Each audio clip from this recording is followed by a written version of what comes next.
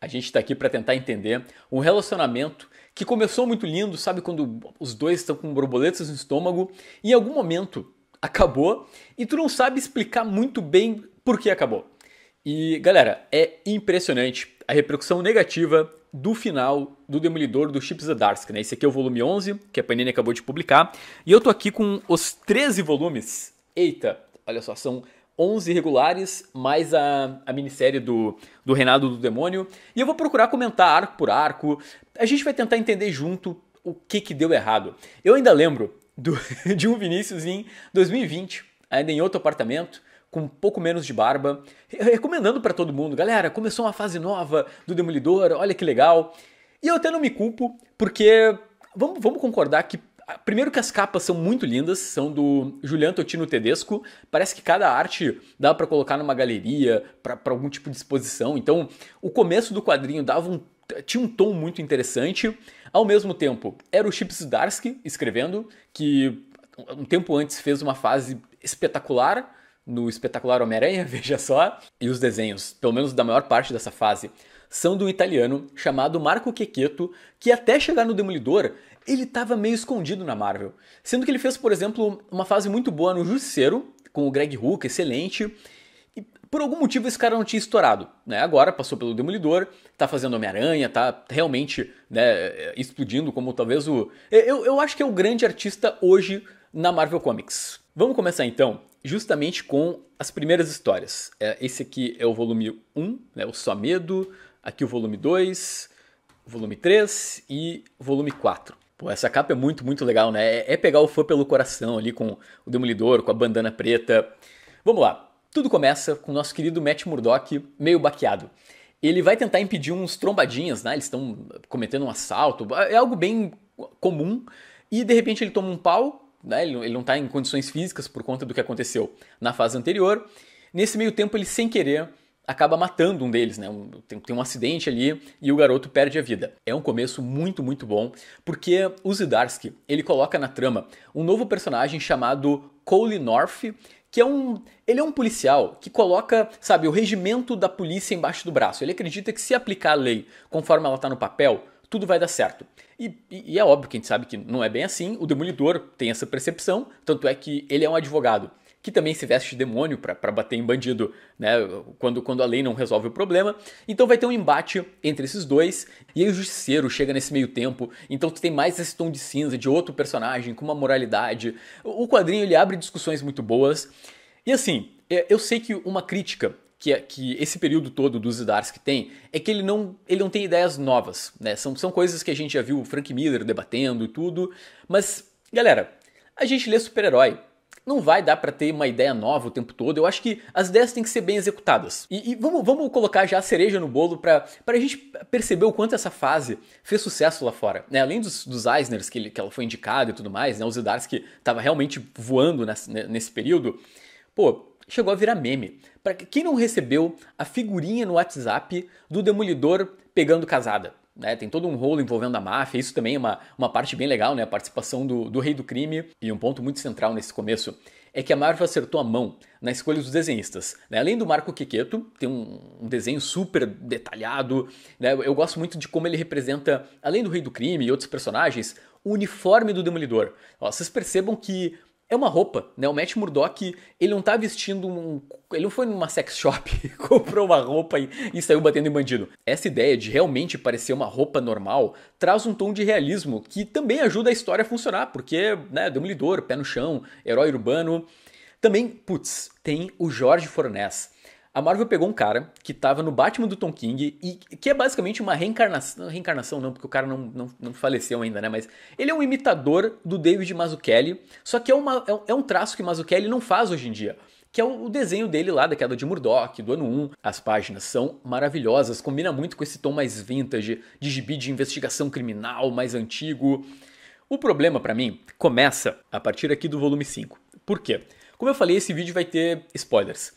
Em algum momento, Matt Murdock resolve se... Não Matt Murdock, né? O Demolidor resolve se entregar às autoridades. Aí ele vai pro tribunal, aqui no volume 5, e ele consegue convencer a corte a prendê-lo enquanto Demolidor. Eu entendo, é uma ideia legal, né? No sentido de... beleza, não é o Matt Murdock, então já é um pouco diferente do que, por exemplo, o Ed Brubaker fez em 2008, 2007, né, quando ele estava escrevendo o personagem, né, o Demolidor é preso. A diferença aqui é que temos um cara realmente de uniforme. Eu acho meio fantasioso, eu não comprei a ideia, eu não sei o quanto isso tem alguma base no direito, se bem que eu acho que não deve ter nenhuma previsão disso, né, de pessoas superpoderosas, né, na legislação norte-americana, mas eu achei estranho. Embora o momento da prisão tenha cenas muito legais, né? Por exemplo, tem uma hora que o Demolidor ele tá meditando para se curar e enfrentar a galera que tá marcando uma emboscada. Tem momentos bons. O problema é que, além de ter essa questão meio fantasiosa, a Marvel, por algum motivo, cortou o orçamento do gibi. Aí entra um cara chamado Mike Hawthorne, acho que é assim que se pronuncia o nome dele. Não tem como. Não tem, o desenho dele não conversa nem com o do Marco Quequeto. É muito básico. Putz, eu preferia que eles tivessem colocado, por exemplo, o desenhista do segundo arco, ou qualquer um. O legal é que enquanto o Demolidor estava preso, a Elektra resolve colocar o uniforme do demônio da cozinha do inferno e ela que vai combater o crime. As histórias dela são muito legais, porque primeiro, o desenho ainda é do Marco Quequeto, então ele fica na parte da Elektra, e isso é pior ainda, né? Porque parece que a revista tá focando na Elektra e o Demolidor, tá, beleza, troca de desenhista. Então, é até engraçado de pensar que hoje em dia, qualquer mudança, né? Bom, beleza, trocar o Demolidor por uma personagem feminina. Isso geraria um barulho gigantesco nas redes sociais.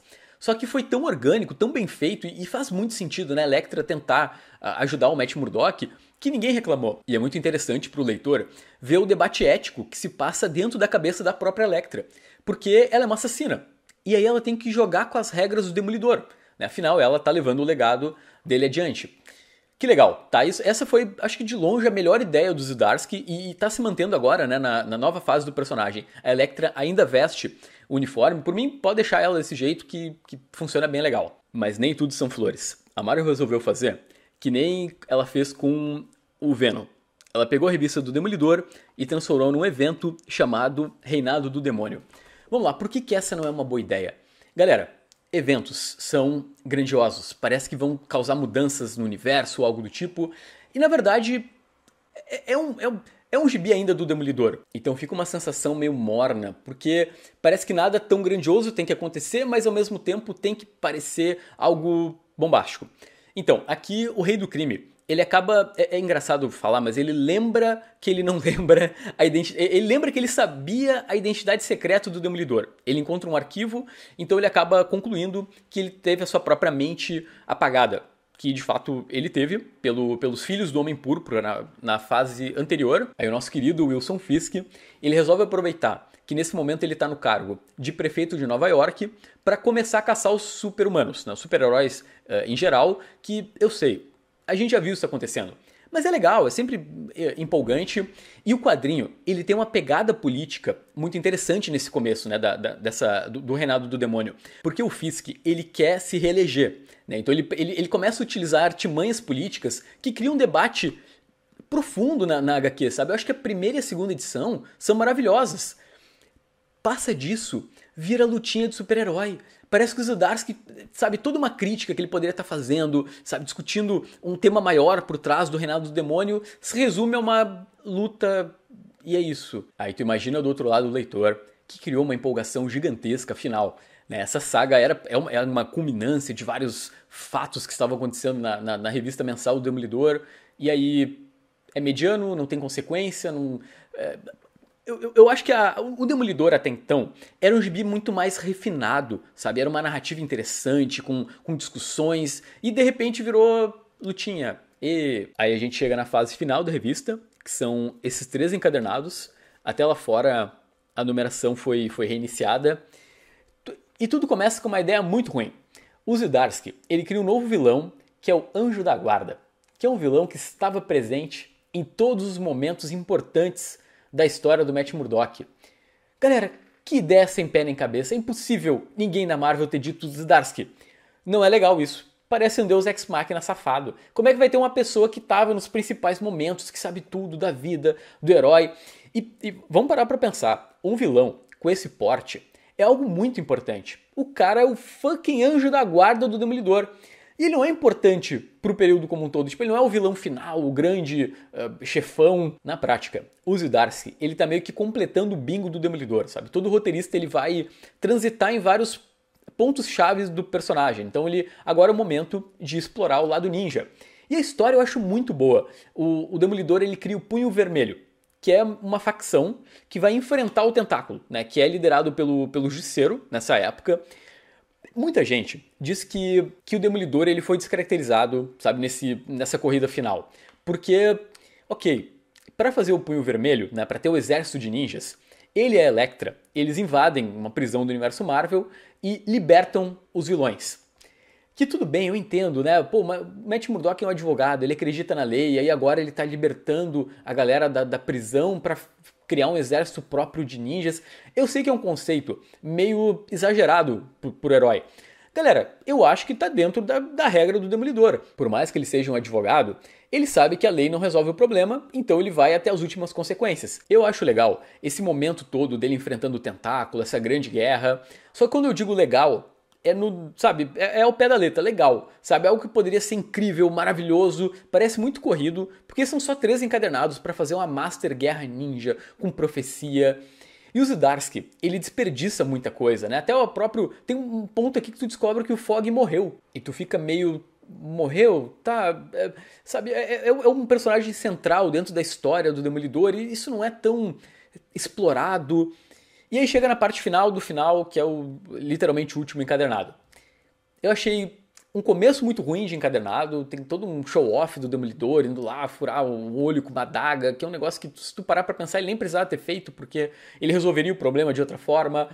Mas o que eu realmente curti nesse final de fase é a consequência final de toda a guerra. O Demolidor ele entende que a única saída é tirar a própria vida e ir pro inferno e enfrentar o demônio do tentáculo. Aí tu tem uma cena lindamente poética dele enfrentando a Elektra, e aí ele puxa ela com a corda e a adaga entra e ele vai lá visitar o capiroto. Eu acho até um final meio simbolicamente belo pro Demolidor, né? Ok, a missão final dele é exterminar o tentáculo de uma vez por todas, então ele tem que enfrentar justamente o demônio que os caras querem invocar e trazer pra Terra. E aí lá no Além Vida a gente vai ver Jack, batalhador Murdock, dando apoio moral pro próprio filho enfrentar a besta.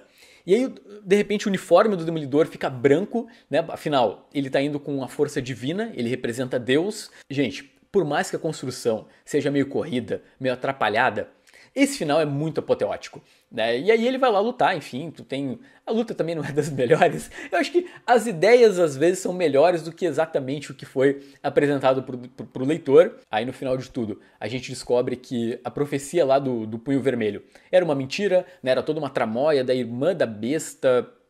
Eu não sei se eu não estava meio perdido nas informações, mas isso parecia meio gratuito. E aí o Demolidor salva o Fogg, que estava preso no inferno. Não sei como uma alma como a do Fogg foi parar no inferno, mas aconteceu.